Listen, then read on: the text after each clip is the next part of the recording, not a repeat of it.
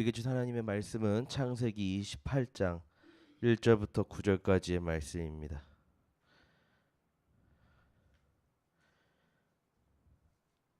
제가 가진 구약 성경 40쪽입니다.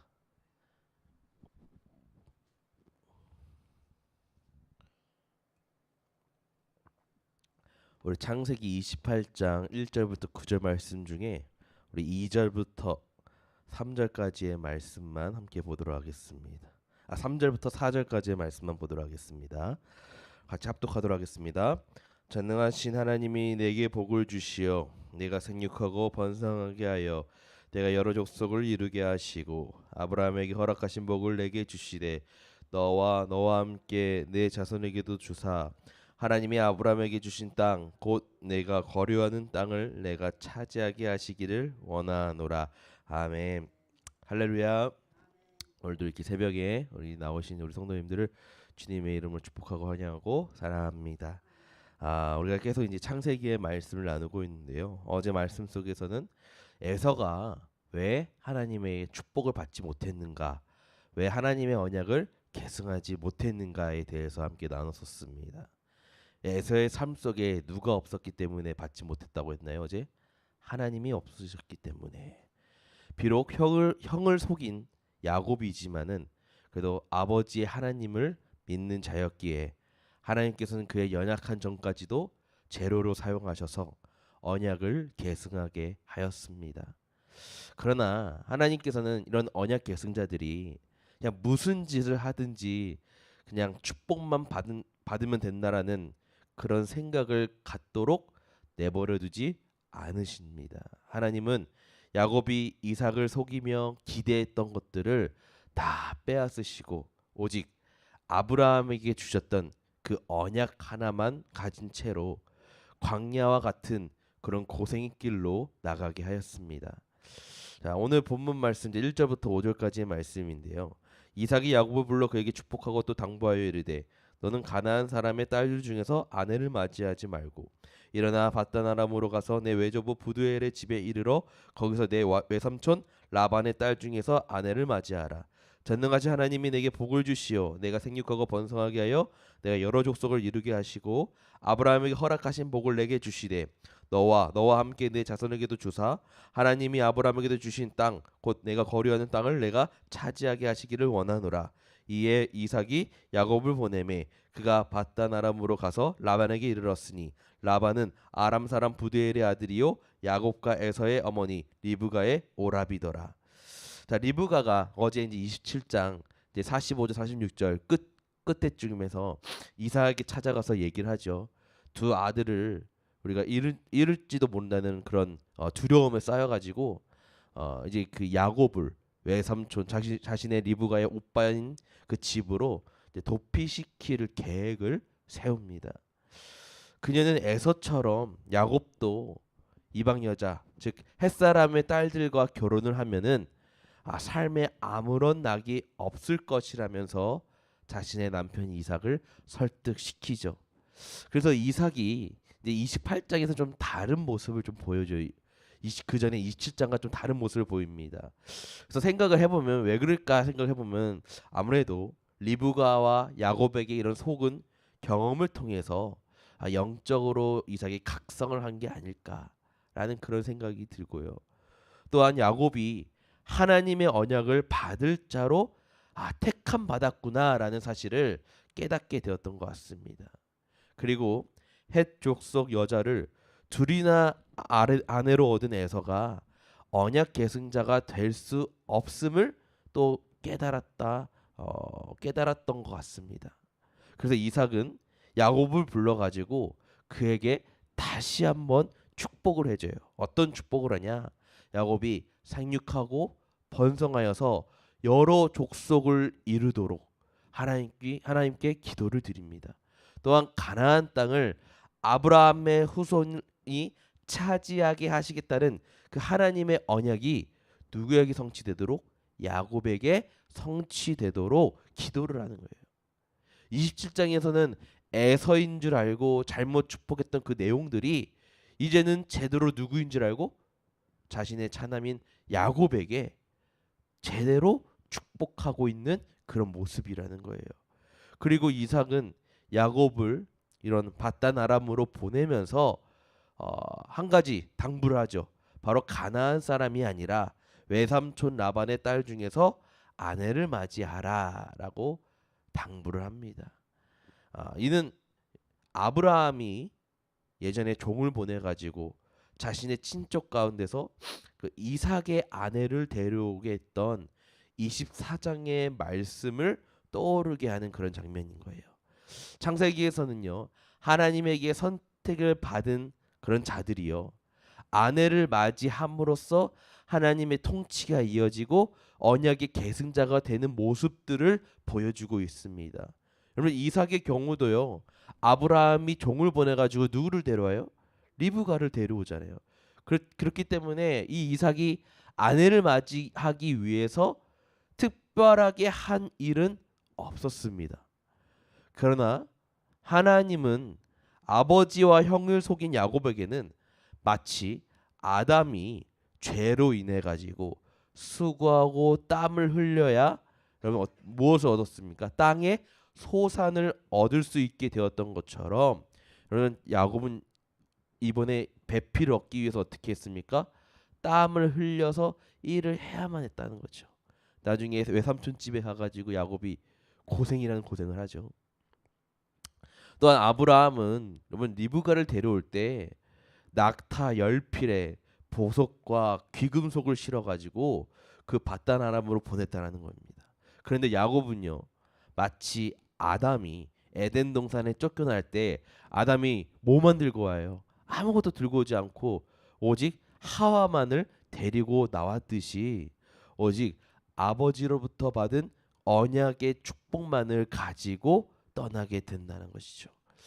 그래서 어머니 리브가의 오빠 즉 외삼촌의 집에 간다는 그 말 듣고 이 야곱은 그래도 친척 집에 가는 거니까 어느 정도 마음에 안심을 하고 있을지도 모릅니다.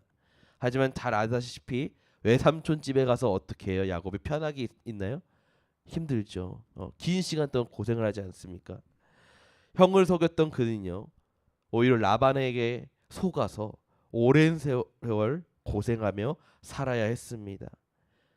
야곱이 자신의 그런 속임수와 거짓말을 통해서 축복받을 때만 해도 내가 계획했던 모든 일들이 척척척 다 이루어지는구나, 여러분 이렇게 생각하고 느꼈을지도 몰라요. 그런데 여러분 이때가 가장 위험한 거예요. 우리도 살아가면서 여러분들이 계획하고 또 모든 일들이 나의 뜻과 계획대로 착착착 진행될 때가 있어요. 그럴 때 우리가 무엇에 빠지기 쉽냐? 자만에 빠지기 쉽다는 거죠. 그러면 어떻게 그때가 가장 우리가 영적으로는 더 위험할 수 있음을 여러분들이 아셔야 된다는 겁니다. 그래서 우리가 어떻게 해야 되냐? 항상 좋을 때든 나쁠 때든 누구만 바라봐야 되겠습니까? 하나님만 바라보고 또 하나님에게만 기도할 수 있는 저희 여러분들끼리 간절히 축원드립니다. 그래서 이 말씀을 기억하셔야 된다라는 거예요. 하나님의 어리석음이 나의 지혜로보다 더 지혜롭고 하나님의 약함이 나의 강함보다 더 강하니라. 고린도전서 1장 25절의 이 말씀을 여러분들이 꼭 잊지 마시기를 간절히 바랍니다. 그래서 오늘 본문 말씀 6절부터 9절까지의 말씀이에요. 에서가 본즉 이삭이 야곱에게 축복하고 그를 밧단 아람으로 보내어 거기서 아내를 맞이하게 하였고 또 그에게 축복하고 명하기를 너는 가나안 사람의 딸들 중에서 아내를 맞이하지 말라 하였고 또 야곱이 부모의 명을 따라 밧단 아람으로 갔으며 에서가 또 본즉 가나안 사람의 딸들이 그의 아버지 이삭을 기쁘게 하지 못하는지라. 이에 에서가 이스마엘에게 가서 그 본처들 외에 아브라함의 아들 이스마엘의 딸이요 느바요의 누이인 마할랏을 아내로 맞이하였더라. 아멘. 어제의 말씀부터, 그러니까 창세기 27장부터 지금 창세기 저자는요, 에서가 왜 언약 계승할 수 없는 자인가를 계속해서 지금 설명해 주고 있는 말씀인 거예요. 에서는 이삭이 야곱의 축복하고 밧단 아람으로 가서 아내를 맞이하라라는 것을 보면서도 그러나 자기의 문제가 무엇인지를 깨닫지 못합니다. 그러니까 에서는 이삭이 야곱에게 축복하는 그 모습을 유심히 지켜보면서 한 가지 사실을 깨달아요. 그래서 8절에서 이러한 에서의 깨달음을 어떻게 표현하고 있냐?